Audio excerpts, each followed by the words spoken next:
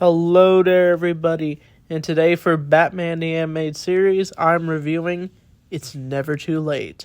So, I know I reviewed this episode a while back on the channel when I was reviewing a bunch of random DC animated stuff. That was because I was watching Batman The Long Halloween on Blu-ray, and this episode was one of its bonus feature episodes that was put on the various Blu-rays. And I feel like re-reviewing this episode since we're reviewing the show once a week and we made it to this episode. And I gotta say, on rewatch, it is definitely a great episode for sure. It doesn't really have any major villains besides Rupert Thorne. It doesn't have the Batman's Rogues Gallery. It's kind of just an episode, it's basically a crime drama episode. It's basically about a man who's at war with Rupert Thorne, and Batman ends up showing up to show some compassion to the man to get him on the right track and stop his criminal ways. And that's what makes this episode really good, because it shows a more compassionate side of Batman. And a lot of people love making the arguments that Batman isn't compassionate. Well, this episode proves that he is compassionate. But basically, the mob boss, I think his name is Arnold, he basically has a tragic childhood. When he was a boy, he dreamed of taking over Gotham's streets, and he actually did achieve that in some way by becoming a drug dealer of Gotham. But apparently, he almost lost his friend Michael in what appeared to be a train heading towards them while they were playing on the train tracks, and Arnold gets his foot stuck, but he is saved by his friend Michael. We don't find out this till later, but apparently Michael did survive, but apparently he did lose his legs. But apparently he is at war with Rupert Thorne to take the streets of Gotham, but because of Rupert Thorne's popularity, he's able to outwin Arnold.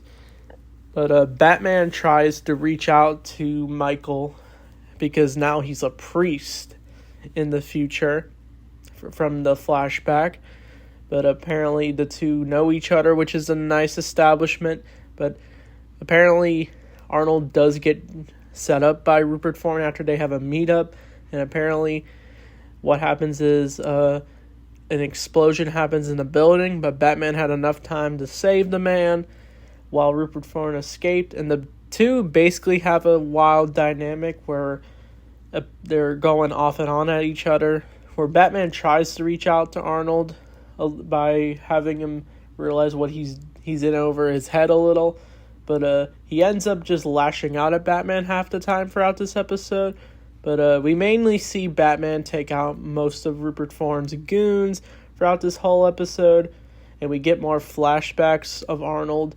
We find out what really happened on the train tracks, and when he does reach to the train tracks, it gives him PTSD. PTSD, my bad.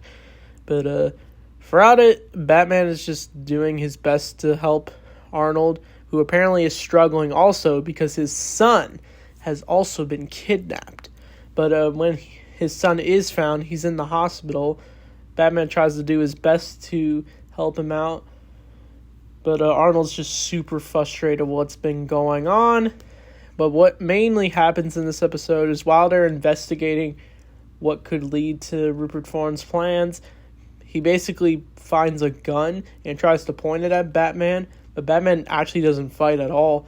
He ends up convincing him not to do what he's doing, and the two are able to have a final stand against Rupert Thorne, and Batman easily defeats Rupert Thorne and his goons, and the day is saved with Arnold finally able to reconcile with Michael, and they even share a moment later in the episode where the two reconcile, and we learn that Michael has wood on his legs, which is able to help him walk.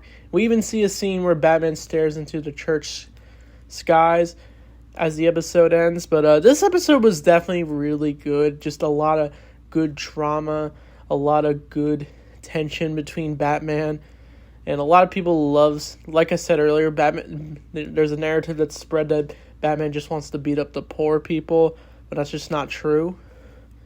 But I'd love to go into long details about why Batman's such a good character, and this episode would be a good example for it. Like, not to sound like a gatekeeper, but it's a whole different topic. But anyway, this episode was really good, even though it was literally another episode where it doesn't really focus on Batman, even though he's in it. It more focuses on Arnold and his backstory. The writing was really good with the various characters throughout it. Like, you feel the tension between Arnold and Rupert Thorne, even as it ends on a high note. So that's this episode. Definitely an 8 out of 10 for sure. I don't know what the next episode is. I think it's the Batman's in My Basement. So that should be fun to talk about. So anyway, thanks for watching, and I'll see you all next time.